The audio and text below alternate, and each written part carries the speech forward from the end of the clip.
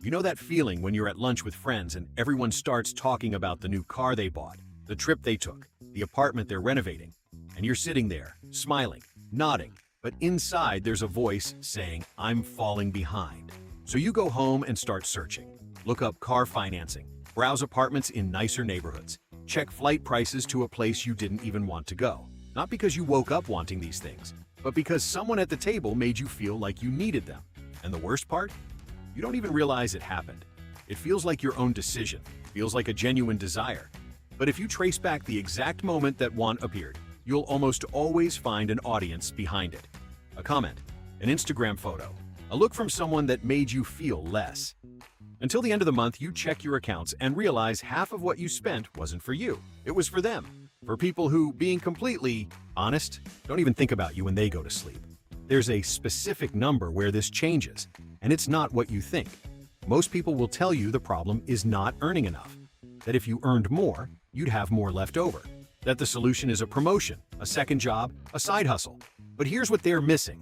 Every time your income goes up, your lifestyle goes up with it. Not because you need it, but because the audience changed. There's a smaller milestone that changes everything. The number is 78%. Consumer behavior research shows that up to 78% of lifestyle-related spending is driven by social comparison, not genuine desire. 78%, meaning for every $100 you spend to live well, $78 goes to the audience, not to you. My name is Thomas, and I study the psychology behind financial decisions. I'm not a financial advisor. I investigate why we spend the way we spend, even when we know we shouldn't. If this kind of content makes sense to you, subscribe and hit the like button. Before I explain why 78% changes everything, let me ask you something. When was the last time you bought something with absolutely zero external influence? Without seeing it in an ad, without seeing someone else using it, without wanting to impress anyone? The truth is, most of our spending decisions run on a status autopilot, an invisible program that compares everything you have with everything the people around you have, and automatically adjusts your desires upward, always upward, never down. There's an invisible threshold between what you actually want and what the audience made you think you want, a point where your genuine desire gets hijacked by the need for approval. And most people don't know this threshold exists, let alone that they cross it every single day. Think of it this way. Imagine you live on a stage, an invisible stage. You can't see the curtains, can't see the spotlights, but you act like there's an audience watching you all the time. When choosing a car, you think about what others will think. When choosing a restaurant, you think about how it'll look on your story. When choosing where to live, you think about what people will say when they ask your address. You're not living for yourself. You're performing every day for an audience that didn't even buy a ticket. They're there by accident. They'll leave at any moment, and they won't remember your show tomorrow. But your brain doesn't know that. To your brain, the audience is a matter of life and death. And here's where it gets really interesting. The magic, or rather the trap, happens in your brain. Thousands of years ago, being accepted by the group was literally survival. If the tribe rejected you, you died, alone, without food, without protection. Your brain still runs on, that ancient software. When someone looks at you with judgment, when you feel like you don't fit in, when you notice you have less than others, your nervous system fires the same alarm as when a predator appeared. Not an exaggeration, it's neuroscience. And you know what your brain does to solve this danger? It buys approval, literally. That car financed over 60 months isn't transportation. It's a shield against judgment. That designer outfit isn't fabric. It's a passport to belonging. That expensive night out you couldn't afford? A ticket to stay in the group. It's like, paying rent on a stage nobody asked you to climb. You're funding a show nobody asked to watch, and the bill arrives every month. But when you realize the stage is invisible, that the audience is imaginary, that nobody is actually paying attention to your car or your sneakers, something shifts. Your brain finally has permission to relax. Instead of, what will they think of me? You can ask, what do I actually want? And the answer is almost never the most expensive car, the priciest clothes, or the fanciest neighborhood. It's almost always peace, free time, security, freedom to choose without fear. Research from the University of Warwick shows that people who base their financial decisions on social comparison are 73% more likely to have chronic debt. 73%. And a study published in the Journal of Consumer Research found that satisfaction with a purchase drops 50% when the main motivation is impressing others, compared to purchases made from genuine desire. So you spend more, go deeper into debt, and on top of that, you enjoy what you bought less. Because deep down, you know it wasn't for you. It was for them. And that feeling of emptiness after the purchase, that's your brain telling you the real problem wasn't solved. Now, you might be thinking, okay, but I genuinely like nice things. It's not all about impressing people. I like nice cars, good clothes, great restaurants. And that might be true. Nobody's saying you have to live like a monk. But the real question is, would you still want those same things if nobody ever saw them? If nobody knew what car you drive, what clothes you wear, what neighborhood you live in? If the answer is yes, great. It's genuine desire. But if there's that hesitation, that half second of doubt, the audience is speaking louder than you. The secret to separating the two is simpler than you think. This is where the math gets exciting. Because when you put the real cost of living for the audience on paper, you'll want to laugh and cry at the same time. Let's start with the car. Someone earns $3,500 a month and finances a $40,000 car over 60 months. Payment of $900, almost a third of their income. They didn't need that car. A $18,000 one would do the exact same job. But the $18,000 one doesn't impress anyone in the work parking lot. So they pay $22,000 extra with interest for the audience. Now add the rest.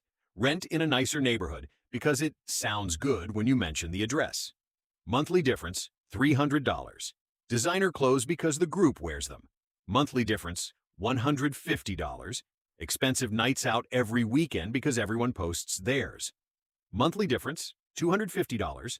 Phone upgraded every year because a new model dropped. Spread monthly, $100. All of that together adds up to $1,700 per month in audience tax. Money that doesn't go to your real life. It goes to the E, stage. And here's what'll blow your mind. In 1 year, that's $20,400. In 5 years, $102,000. In 10 years, over $200,000. $200,000 spent impressing people who don't care about you. And the worst part is that one status purchase pulls another. You buy the expensive car, and now you need the expensive insurance, need the expensive maintenance, need to park somewhere that matches the car. Then you go to the expensive restaurant because you can't pull up in a nice car to a simple place. And at the expensive restaurant, you need the right outfit. And for the right outfit, you need the right accessories. It's an escalator that only goes up, and you're paying for every step. Think about it. You put in the same effort, worked the same hours, dealt with the same boss. But while the person next to you saved $1,700 a month and invested, you burned it all on social approval. In 10 years, they have wealth. You have a full closet and an empty account. Same income. Completely different destinations. And it's not about living miserably. It's about applying a simple filter to every decision. Does this buy freedom or approval? Freedom is anything that gives you more time, more security, more options. Approval is anything that only has value if someone is watching. When you start filtering like this, half your spending loses its meaning instantly. The difference between those who build wealth and those who live in debt is almost never the salary.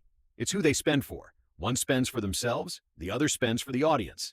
Same income, same city, same grocery store. The only difference is the filter. Here's what most people miss. When you stop living for the stage, you don't lose status. You gain identity. For the first time, you discover who you are without the costume the audience forced you to wear. Think about what it means to rebuild that. You spent years, maybe decades, making decisions based on what others would think. Your car, your clothes, your neighborhood, your outings, even your vacations. Everything filtered through other people's eyes. At some point, you forgot what you actually like, what truly makes you happy, with nobody watching. When you turn off the status autopilot, it's like taking off a costume you wore so long you forgot it wasn't your skin. It's uncomfortable at first. You feel naked, exposed, strange. But then comes a relief that's hard to describe, because you can finally breathe. This isn't just a financial skill, it's a life skill. The same courage that lets you say, I don't need to impress anyone, is the one that lets you be honest in relationships. The one that lets you choose a career that makes sense to you, not one that looks good on LinkedIn. The one that lets you be present with your family instead of always chasing the next upgrade. And you know what changes in daily life? Before, every decision went through the audience filter. If I switch to a simpler car, what will they think? If I stop going to that restaurant, will they think I'm broke? If I wear the same outfit twice this week, will they notice? Every micro decision carried the weight of other people's judgment. It was exhausting. After you leave that mode, those questions disappear, and in their place come completely different ones. Does this expense give me more free time? Does this decision move me closer to or further from freedom? 5 years from now, will I remember this or just the payments? These are questions that build a real life, not a storefront. You stop measuring your life in brands and start measuring in metrics that actually matter. How many hours per week you have free, how many months of savings you have in the bank, how peacefully you sleep at night, how much quality time you spend with people you love. These are the metrics of someone who lives for themselves, and none of them show up on Instagram. At work, the shift is insane. Before, when your lifestyle was inflated by the audience, you needed that job. Not because you loved what you did, but because the car, the rent, the payments, the outings demanded that salary. You were stuck in a golden cage you built yourself to impress people walking by. Your boss knew you wouldn't leave because you couldn't. Your coworkers knew you'd accept anything because you were tied down. And you knew every raise only served to keep the show running, never to give you real freedom. But when you cut the audience tax, when you eliminate the expenses that only existed to impress, suddenly you need much less to live. And when you need less, you can choose more. You can switch jobs. You can take that project that pays less but makes you happy. You can take a sabbatical. You can start a business. This is the walking away power nobody tells you about. It's not about being rich. It's about needing little. The less you need, the freer you are. The freer you are, the better decisions you make. It's the most powerful, positive loop that exists, and people around you notice. Not the car you drive or the clothes you wear, they notice your energy, your calm, your confidence, that ease of someone who isn't trying to prove anything to anyone. Ironically, that attracts more respect than any luxury item, because real confidence can't be bought, and everyone knows how to recognize when it's genuine. Now, here's where most people ruin everything. They understand the concept, get excited, and the next day want to cut everything at once. Cancel all plans with friends, delete every social media account, trade their car for one that barely runs, go full monk, overnight. And you know what happens? Isolation, frustration, and within 3 weeks, everything's back to how it was, with emotional interest on top. Don't do that. The change needs to be gradual, smart, sustainable, because the goal isn't to punish yourself, it's to free yourself. And forced liberation becomes a prison on the other side. The real path has 3 steps. First, you define your real values. Sit down, no phone, no rush, and ask yourself, if nobody ever knew how I lived, what would I choose? What car? What neighborhood? What clothes? What outings? Write down the answers. They'll surprise you. They're almost always much simpler and cheaper than what you have today. Second, you swap your success metrics. Stop measuring by brand, model, and neighborhood. Start measuring by peace, time, and security. Am I sleeping well? Do I have time for myself? Do I have 3 months of savings? Do I feel free? When those answers are yes, you're winning, no matter what the audience thinks. And third, reduce exposure to triggers. This is crucial. Every time you open Instagram and see someone showing the perfect life, your status autopilot fires up. Every time you enter a group where everyone competes over who spends more, the stage sets itself. You don't need to delete everything, but you need to be strategic. Mute people who make you feel like you're not enough. Limit scroll time. Carefully choose who you let influence your desires, because your desires are the soil where your money gets planted. If someone else plants in that soil, the harvest will never be yours. This will either make you laugh or cry, maybe both at the same time. You know what the biggest invisible stage in human history is? It's in your pocket right now, your phone. More specifically, your social media. Before Instagram, TikTok, YouTube, your audience was small. Neighbors, coworkers, family, maybe 50, 100 people tops. That was already hard enough to deal with. But now, your audience is millions. You wake up, and before brushing your teeth, you're already seeing other people's trips, cars, bodies, lives, and your status autopilot fires up before coffee. Social media is a storefront where everyone only shows their best. Nobody posts the payment plan. Nobody shows their bank statement. Nobody stories their end-of-month anxiety. You're comparing your real life to everyone else's highlight reel and trying to compete with an illusion, with real money. Meanwhile, algorithms learned that envy drives engagement, so they show you exactly what makes you feel like you're not enough. It's not an accident. It's by design. Every scroll is a new ticket to the stage. Every like is an applause that keeps you in the show. But I get it. Truly. It's not easy to break out, because the need to belong is human. You don't want to be excluded, don't want to be the odd one in the group, don't want people talking behind your back. You want connection, acceptance, You want to feel like you belong. But there's a huge difference between real connection and purchased approval. Real connection comes from vulnerability, honesty, time together. Purchased approval comes from brands, models, addresses. One feeds your soul, the other feeds your credit card. Now think about the opportunity cost. That $1,700 per month in audience tax we calculated, invested at a modest return over 15 years, that becomes over $500,000, $500,000. That's the real price of approval from people who don't think about you before bed. $500,000 to maintain a show nobody asked to watch. Here's the beautiful irony. Imagine two people with the same salary.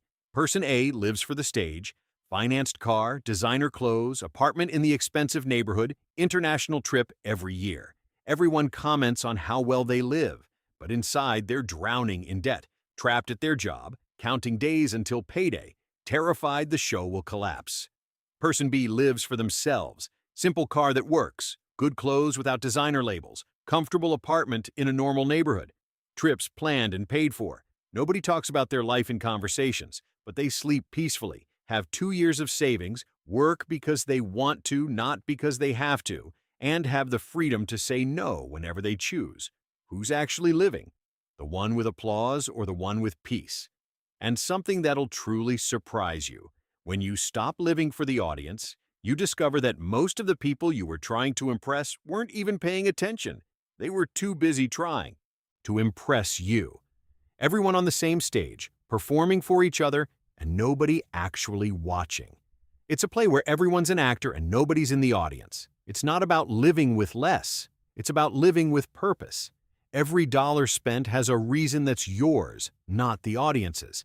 And that intentionality changes not just your finances, it changes your relationships, your health, your career, your peace of mind, changes everything.